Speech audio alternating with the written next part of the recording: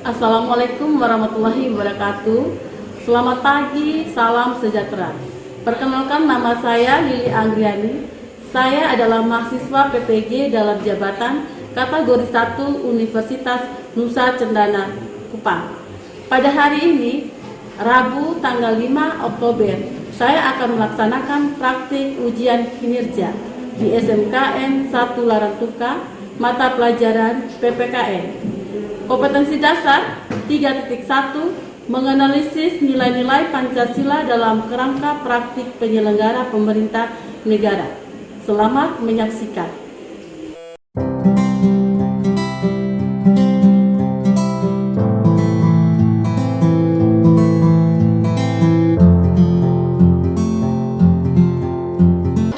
Selamat pagi anak-anak. Pagi, Bu. Apa kabar hari ini? Baik. Apa semuanya sehat? Sehat. Kita bersyukur kepada Tuhan hari ini semuanya dalam keadaan sehat ya. Sebelum kita memulai mata pelajaran hari ini, Ibu minta kesediaan salah satu dari kalian untuk mengawali doa supaya berkah pelajaran hari ini. Silakan.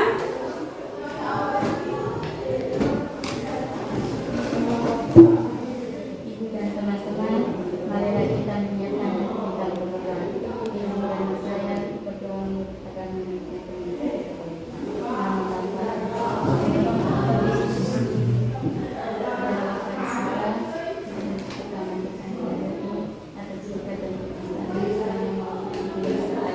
agar sekarang kami mengikuti kegiatan belajar mengajar. Kami mendengarkan khotbah, kami dapat mengerti apa yang dilakukan ibu. Namun kami bersyukur dengan segala masa. Amin. Terima kasih sudah memimpin kita dalam berdoa hari ini. Apakah semuanya hadir hari ini? Hadir, Bu. Tidak ada yang sakit? Tidak, Bu. Kita bersyukur hari ini semuanya dalam keadaan sehat walafiat ya. Diberikan kesehatan, diberikan waktu semuanya sehingga bisa mengikuti mata pelajaran hari ini. Untuk memotivasi pelajaran hari ini, Ibu meminta kalian untuk menyanyikan lagu Garuda Pancasila.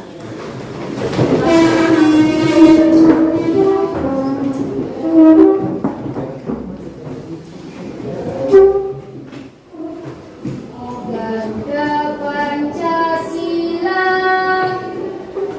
Garuda Pancasila, akulah pendukungmu.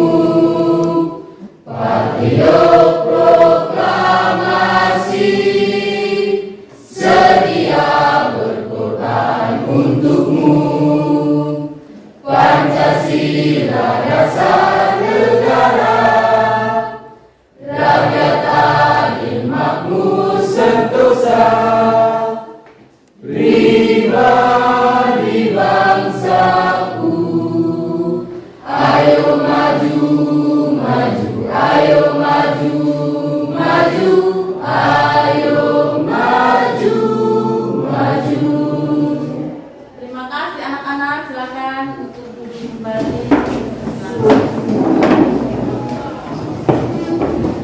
Baik. Ibu ingin bertanya pada kelas 9 waktu SMP, apakah kalian masih ingat mata pelajaran di semester akhir di kelas 9? Tentang apa? saya bela negara. Bela negara yang pertama, ancaman dari dalam negeri adalah ancaman merupakan usaha-usaha yang membahayakan kedaulatan rakyat dan negara, misalnya penggunaan narkoba. Yang kedua, ancaman dari luar negeri. Ancaman dari luar negeri misalnya berupa ancaman non militer seperti pelanggaran wilayah. Terima kasih, tepuk tangan. Baik, hari ini ya, Ibu akan membahas tentang pertemuan kali ini, yaitu tentang nilai-nilai Pancasila dalam kerangka praktik negara. Dalam kaitan ini, ibu akan membacakan KD, kompetensi dasar yang akan kita bahas hari ini dalam pertemuan kali ini, yaitu KD 3.1. Perhatikan, 3.1 yaitu menganalisis nilai-nilai Pancasila dalam kerangka praktik penyelenggaraan pemerintah negara. Itu yang akan kita bahas hari ini. Dengan indikator 3.1.1 menelaah setiap butir pengamalan nilai-nilai sila Pancasila. Kedua, 3.1.2 menganalisis macam-macam lembaga negara sesuai kewenangannya. Ketiga, 3.1.3 menganalisis contoh-contoh kasus penyimpangan nilai-nilai Pancasila dalam praktik penyelenggaraan. Dengan tujuan yang akan kita capai hari ini, yang pertama, melalui model PBL dan kegiatan mengamati penyajian PowerPoint, peserta didik mampu membedakan penjabaran nilai-nilai Pancasila antara sila satu dengan yang lain. Kedua, melalui kegiatan mengamati penyajian PowerPoint, menuntun peserta didik dapat mengerjakan permasalahan yang terdapat dalam LKPD. Peserta didik dapat menguraikan berbagai macam lembaga negara dengan berdasarkan kewenangannya. Berikutnya, melalui kegiatan diskusi kelompok, peserta didik dapat menyajikan hasil analisis kasus tentang penyimpangan nilai-nilai Pancasila dalam kerangka praktik penyelenggara pemerintah negara dengan ketat. Inilah beberapa poin tujuan pembelajaran yang akan kita capai hari ini. Jadi sebentar, Ibu akan menayangkan video. Tolong diamati baik-baik, karena di dalam video praktik penyelenggara negara ada membahas tentang penyimpangan nilai-nilai yang terdapat dalam Pancasila. Diamati sebentar, lalu diikuti dengan Ibu menayangkan PowerPoint. Di dalam PowerPoint itu ada materi-materi yang akan kalian perhatikan ya. Di dalam materi itu Ibu akan memberikan lembar kerja peserta didik yang akan kalian pecahkan bersama dalam berkelompok sebentar ya. Jadi tolong diperhatikan, diamati baik-baik ya. Sebentar kalau jika Ibu menayangkan video dengan PowerPoint, akan ada diskusi kelompok yang Ibu bagikan ya. Diskusi kelompok ini terdapat 4 kelompok ya. Ya, setiap kelompok antara 5 atau 6 siswa tadi ya, sudah Ibu bagikan ya. Di dalam berkelompok kalian diskusi akan ada proses penilaian yang Ibu berikan. Ada 3 penilaian. Ya, penilaian pertama yaitu terdiri dari sikap spiritual tadi ya. Spiritual itu berkaitan ketika kamu sikap dalam berdoa ya. Apakah kamu berdoa dengan hati, dengan tertib ya, itu diberikan nilai ya. Ada sikap toleransi, sikap gotong royong, itu yang akan Ibu berikan nilai pada proses KBM ini. Lalu berikutnya penilaian kedua, penilaian pengetahuan. Setelah kita melakukan diskusi ya, melakukan tanya jawab dan selesai itu akan ada Ibu beri soal, 3 soal yang akan Ibu berikan yang akan kalian jawab ya. Setelah itu Ibu akan memberikan penilaian yaitu bentuk keterampilan. Jadi yang ketiga tadi keterampilan. Dari penilaian keterampilan ini Ibu meminta kalian dalam berdiskusi ya, kerja kelompok, ada misalnya berkomunikasinya baik ya, tanggung jawab, menjawab pertanyaan kawan-kawan itu dengan baik ya, itu yang akan Ibu berikan. Jadi ketiga penilaian tadi Ibu minta kamu harus memperhatikan ya, bersikap supaya menilai, Ibu menilai kamu dalam menyampaikan pendapat dalam menjawab pertanyaan kawan-kawan yang akan memberikan pertanyaan seperti misalnya dalam diskusi ada yang memberikan pertanyaan, kamu menjawab seperti apa, itu ada penilaian. Baik, setelah ini ya untuk memulai mata pelajaran Ibu akan menayangkan video ya.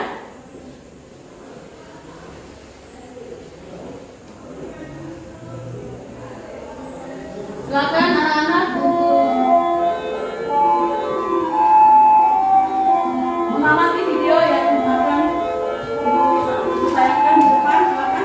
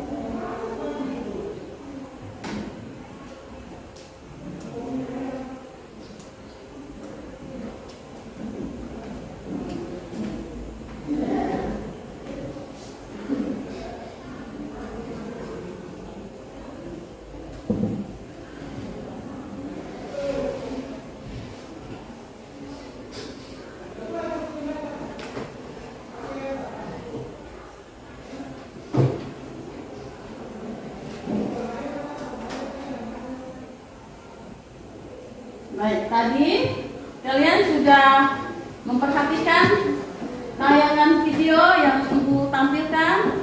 Sudah semua ya? Sudah ya Ibu. Coba amati di depan sistem nilai dalam Pancasila. Sistem nilai adalah konsep atau gagasan yang menyeluruh mengenai suatu yang hidup di dalam pikiran seseorang atau sebagian besar anggota tentang apa yang dipandang baik. Yang pertama, dalam sila Pancasila terdapat 5 dasar. Apa saja yang di depannya? Coba.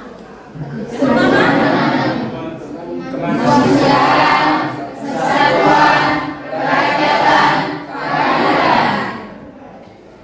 Jadi ada 5 ketuhanan, kemanusiaan, persatuan, kerakyatan, dan keadilan.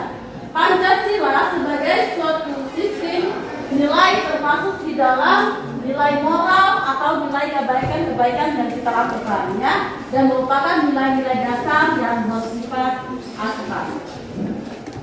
Lalu berikutnya kita lihat ada nilai-nilai Pancasila dalam penyelenggaraan pemerintah negara. Yang pertama adalah ketuhanan yang Maha Esa, pengakuan adanya Tuhan yang Maha Esa.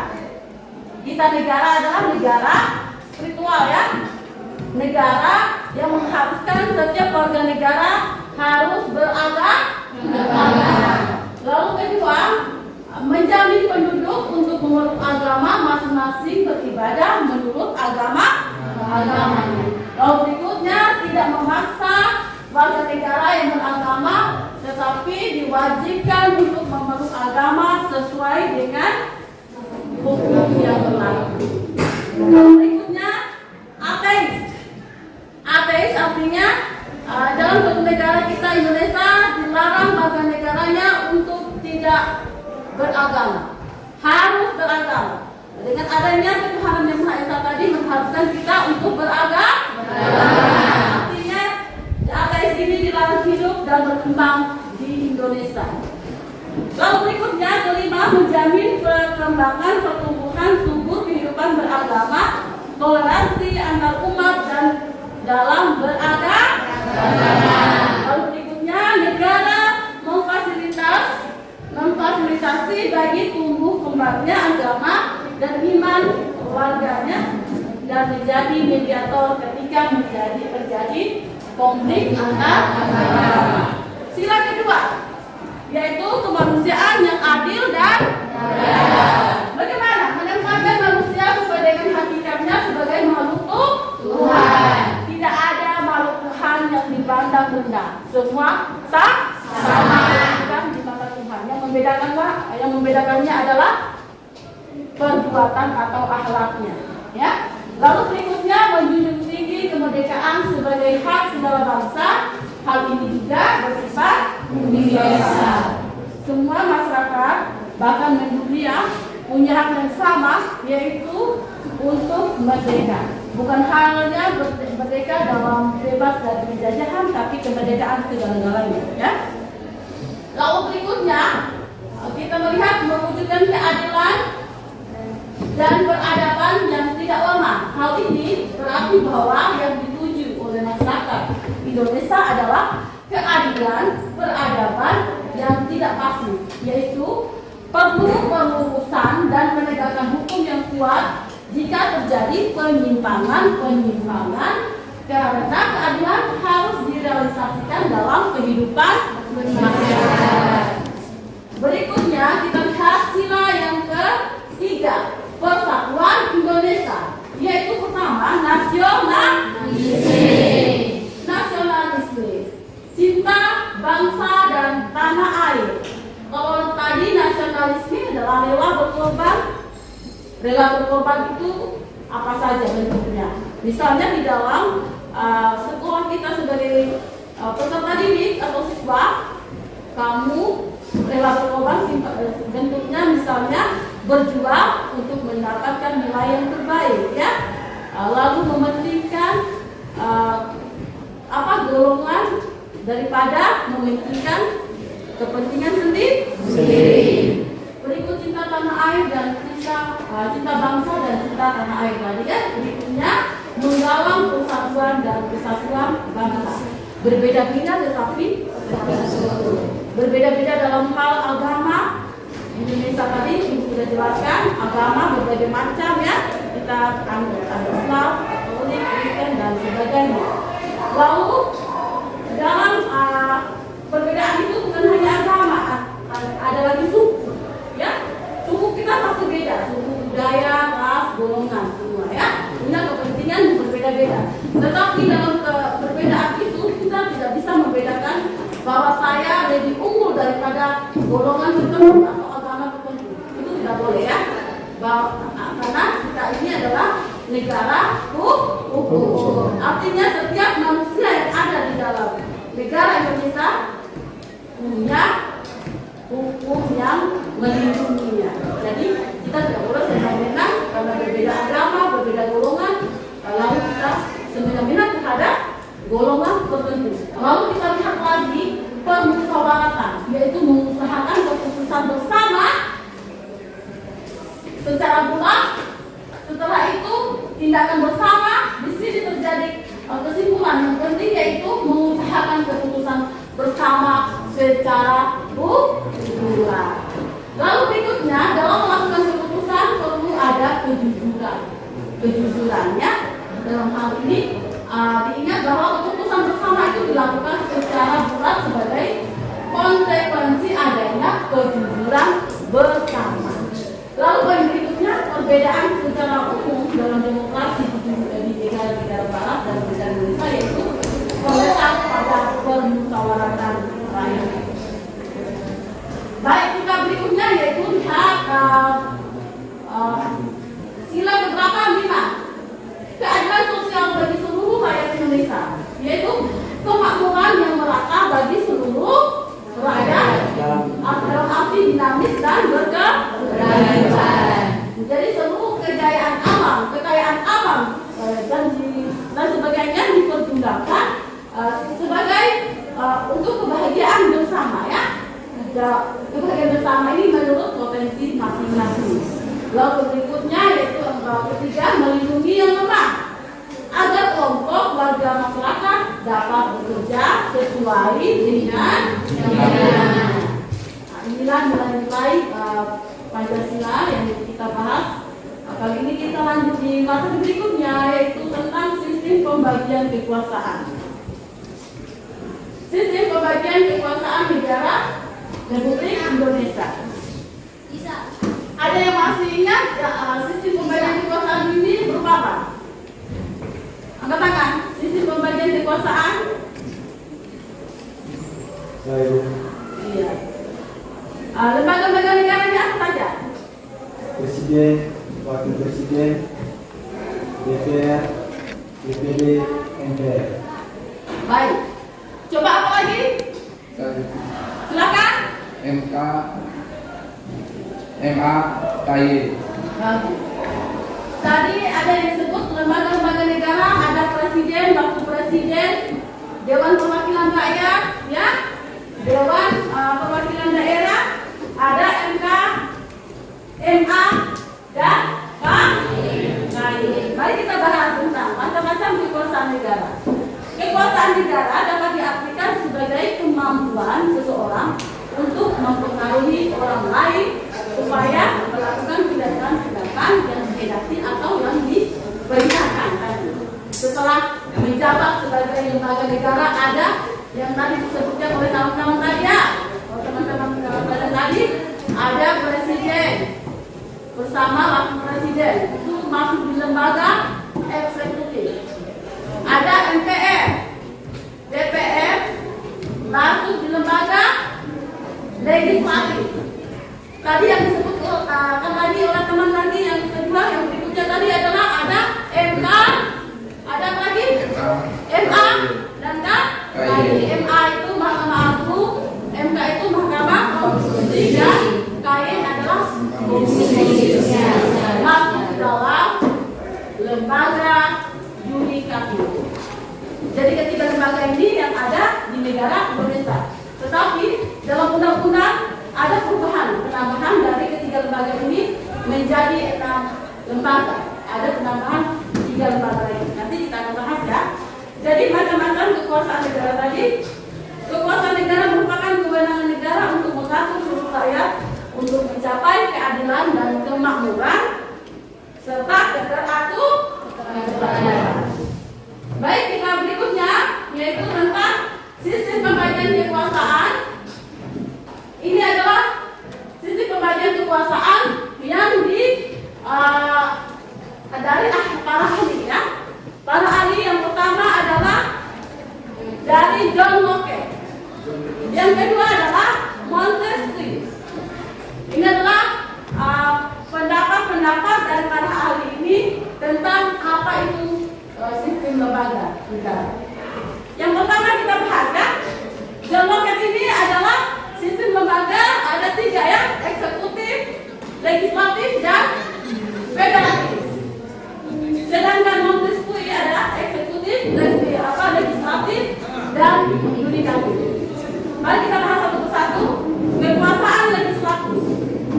Kekuasaan legislatif yaitu kekuasaan untuk membuat atau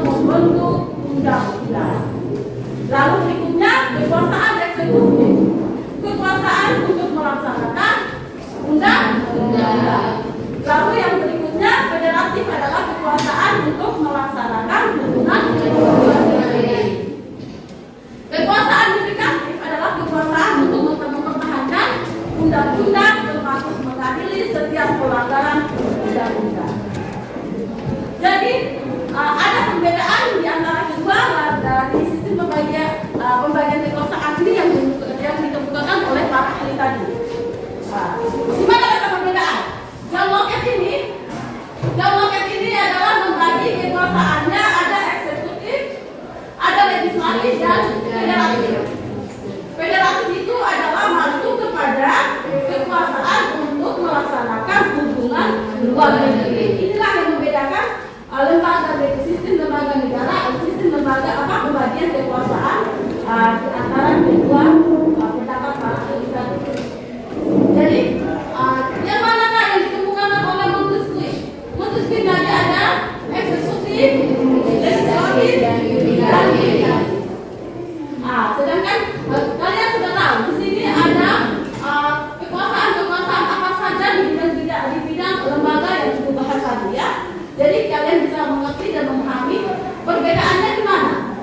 Di mana di antara kedua daripada pendapat sistem pembagian kekuasaan ini letaknya yang dianut oleh Indonesia yang mana? Pendapat dari Montesquieu atau pendapat John Locke? Jadi pendapat yang dianut oleh Indonesia adalah pendapat daripada sistem pembagian yang dikemukakan oleh Montesquieu, yaitu eksekutif, legislatif, dan yudikatif. Tadi sudah dibahas, sudah disampaikan oleh kawan-kawan bahwa yudikatif itu adalah lembaga kehakiman yang terdiri dari Mahkamah Konstitusi, Mahkamah Agung, dan Komisi Yudisial. Sedangkan legislatif adalah DPR, DPD, dan MPR. Sedangkan eksekutif adalah lembaga yang melaksanakan undang-undang adalah presiden bersama wakil presiden. Jadi sistem pembagian kekuasaan yang dianut oleh Indonesia adalah sistem pembagian kekuasaan yang dikemukakan oleh Montesquieu. Kenapa itu? Karena ada kekuasaan federatif. Kekuasaan federatif yang dikemukakan oleh John Locke tadi adalah kekuasaan ini dipegang oleh lembaga eksekutif, yaitu presiden bersama wakil presiden. Ya, presiden punya wewenang untuk memerintahkan atau menjalin hubungan kerjasama antara negara satu dengan negara yang lain yang disebut dengan diplomasi, atau kerjasama antara negara satu dengan negara lain disebut dengan antara negara satu dengan negara lain yang disebut tadi di hubungan luar negeri. Itulah yang membedakan. Baik, kita lanjut berikutnya yaitu tentang pemisahan kekuasaan. Tadi Montesquieu sudah membagi tiga kekuasaan tadi ya. Tiga kekuasaan tadi yang dibagi ada eksekutif, legislatif, dan yudikatif. Coba perhatikan pembagian kekuasaan dan pemisahan kekuasaan berbeda. Kalau legislatif, eksekutif, dan yudikatif adalah terpisah antara satu sama lain. Tidak ada hubungan antara lembaga satu, lembaga eksekutif, yudikatif, dan eksekutif. Mereka punya lembaga-lembaga yang berdiri sendiri, tidak ada kaitan antara satu dengan yang lain. Itu yang dikemukakan oleh John Locke.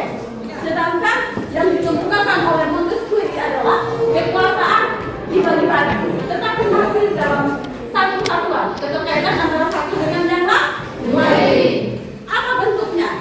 Bentuknya ini adalah kekuasaan dibagi-bagi atau pemisahan, atau yang disebut dengan trias ketika tadi masih ada di antara bagian dalam melakukan kerja bersama. Misalnya dalam membuat undang-undang, ya. Presiden bersama DPR, presiden itu lembaga eksekutif, bersama DPR, MPR adalah lembaga eksekutif, lembaga legislatif. Bersama kedua lembaga ini membuat undang-undang, merancang undang-undang. Setelah undang-undang itu jadi, maka dilaksanakan oleh presiden sebagai lembaga eksekutif. Ya, setelah itu dalam pelaksanaan undang-undang tadi akan diawasi langsung oleh lembaga pengawasan yang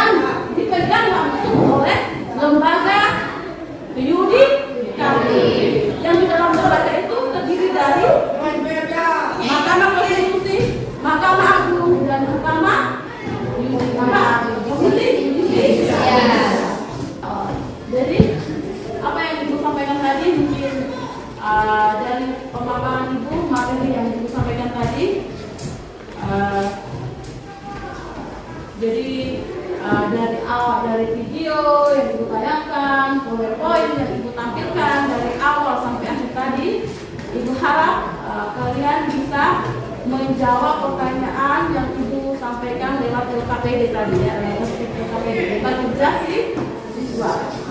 Ya, jadi silakan kalian melakukan kelompok, diskusi kelompok. Ibu akan membagikan LKPD sesuai dengan jumlah kelompok dan kelompok yang ibu bagikan tadi. Silakan mulai sekarang bagi kelompok.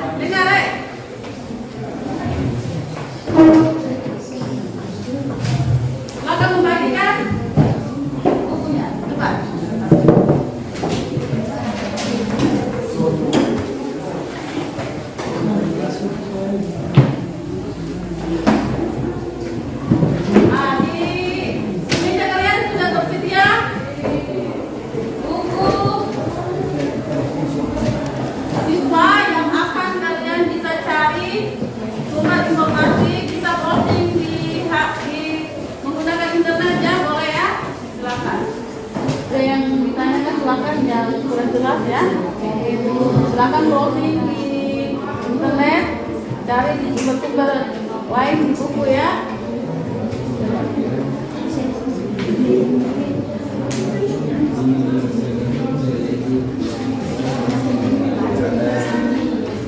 Sudah jelas ya?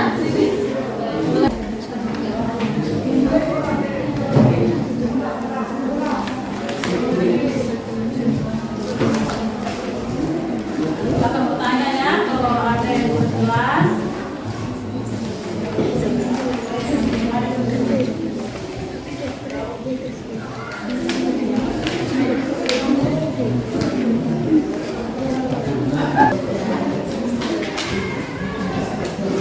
Baik, waktu sudah habis, silakan kalian tampilkan untuk membacakan hasil. Waktu sudah selesai, persiapkan kelompok untuk tampil. Kelompok 1 sudah semua? Sudah. Silakan kelompok 1, ibu minta untuk mempresentasikan hasil kerja kalian. Yang kelompok lain silakan tanggapi ya. Perhatikan dari kelompok lain, silakan ditanggapi nanti setelah Baik, selamat pagi Ibu, selamat pagi teman-teman. Terima kasih atas waktu yang diberikan kepada kami. Kami dari kelompok 1 mau presentasikan hasil diskusi kami kepada teman yang membawa materi. Kami persilakan waktu dan kesempatan. Persatuan Indonesia. Persatuan berarti menyatakan diri sebagai bagian dari negara Indonesia. Dalam kasus penyimpangan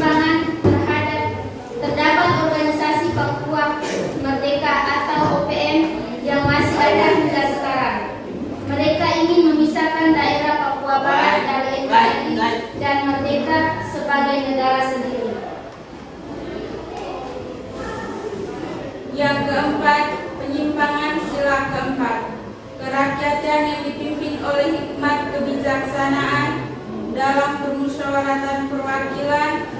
Musyawarah dijalankan untuk memecahkan masalah, akan tetapi penyimpangan terjadi ketika pimpinan musyawarah lebih condong ke satu pihak. Dengan kata lain, contoh penyimpangan ada ketika salah satu pihak mengalami rugi akibat musyawarah yang tidak adil. 5. Penyimpangan sila kelima, keadilan sosial bagi seluruh rakyat Indonesia. Adil contohnya penyimpangan terjadi ketika hak seorang warga negara tidak diberikan, diskriminasi etis dan bentuk ketidakadilan lainnya. Sekian dari kami, mungkin ada tambahan atau saran dari teman-teman untuk melengkapi materi kami persilakan waktu dan kesempatan. Apakah ada sanggahan? Sudah pas? Terima kasih untuk kelompok 1 sudah memaparkan hasilnya. Silakan Ibu silakan kembali ke meja kelompoknya. Terima kasih.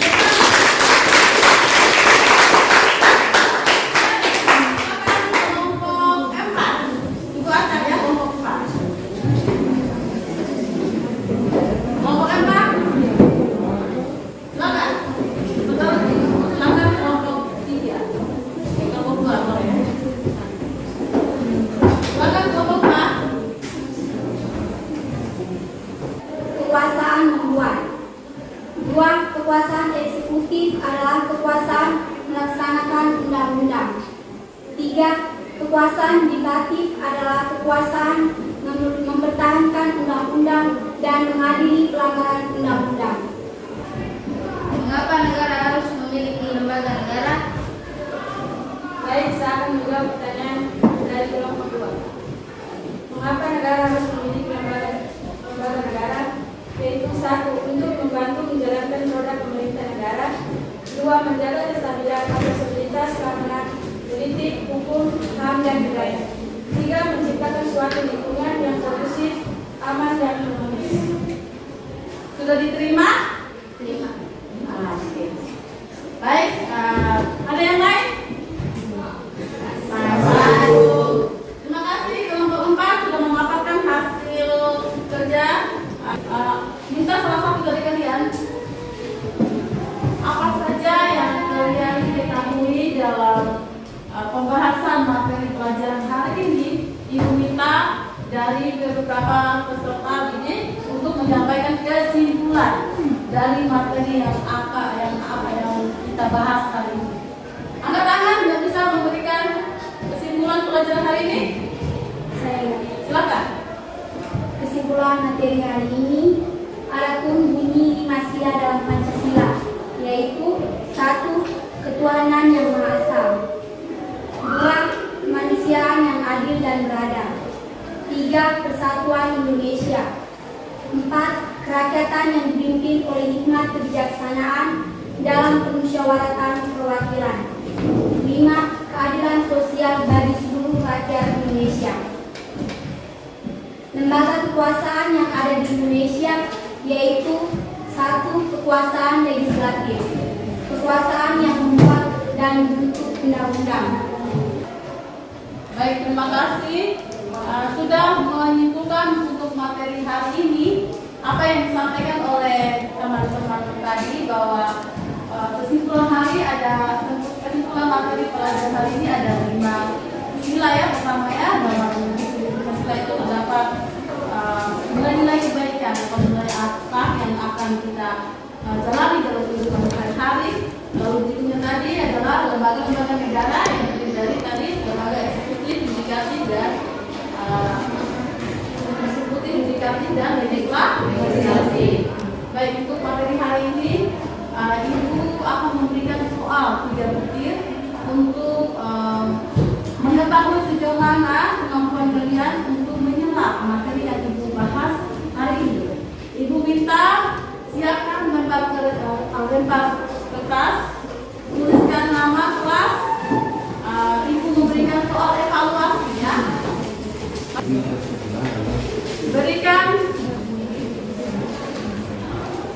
tempat kalian.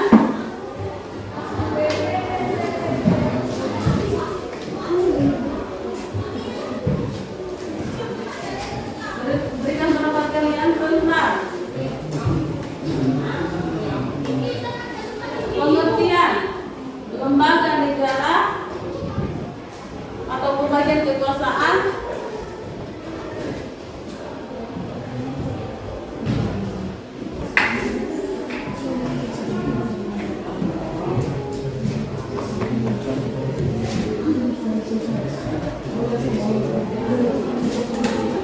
Waktu sudah selesai, silakan dikumpulkan untuk semua.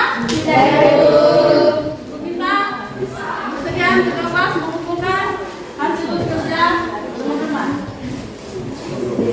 Simpan di meja ini ya.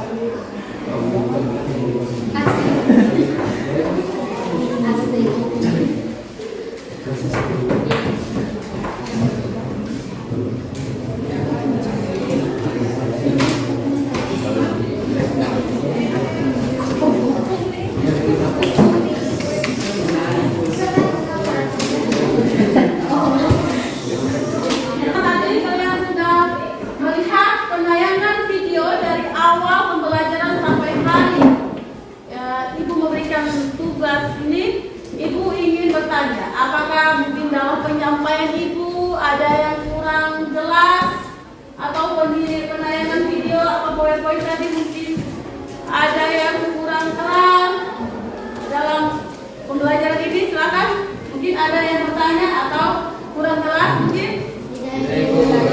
Semuanya kalau penjelasan Ibu terlalu cepat ya, pas ya. Pas setelah semua selesai yang kita bahas tadi, Ibu minta kepada kalian mencatat materi-materi yang tadi kita bahas ya di rumah. Ibu minta kalian semua yang dari awal tentang masalah kaitan nilai-nilai Pancasila dalam buku pengalamannya ya, penamarannya, lalu lembaga-lembaga negara tadi ya. Ibu minta kalian lengkapi lengkap di rumah ya. Dan minggu depan kalian kita bertemu membahas tentang lembaga-lembaga negara dengan kewenangan tugas dan kewenangan. Tolong baca di rumah, pelajari ya. Baik. Setelah apa yang kita sampaikan hari ini, Ibu minta kalian jaga diri kalian baik-baik ya. Apa yang manfaat apa yang kita pelajari hari ini tolong diterapkan dalam kehidupan sehari-hari ya. Dari sila pertama, kedua, ketiga, keempat, kelima tadi ya. Diterapkan dalam kehidupan sehari-hari. Setelah kalian pulang dari rumah tadi, saya sebentar. Sila pertama tadi ketuhanan Maha Esa, sila kedua, sila ketiga, sila keempat. Semua itu kita bisa menjalankan dalam bentuk kehidupan nyata. Ya. Baik, untuk mengakhiri materi kali ini, Ibu minta kesediaan dari seseorang untuk melakukan doa penutup. Doa pulang ya. Mari kita mulai. Silakan Nona. Dulu teman-teman sekalian, kalian kesehatan hati dan dalam kita untuk berdoa. Izinkanlah saya berdoa untuk pelajaran dan keyakinan saya secara agama. Dalam nama Bapa dan Putra dan Roh Kudus. Amin. Tuhan Yesus, terima kasih karena Engkau telah mendidik kami dalam pembelajaran.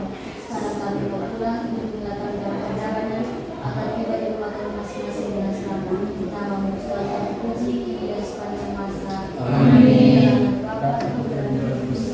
Baik anak-anakku, terima kasih untuk hari ini. Baik kita akhiri dengan selamat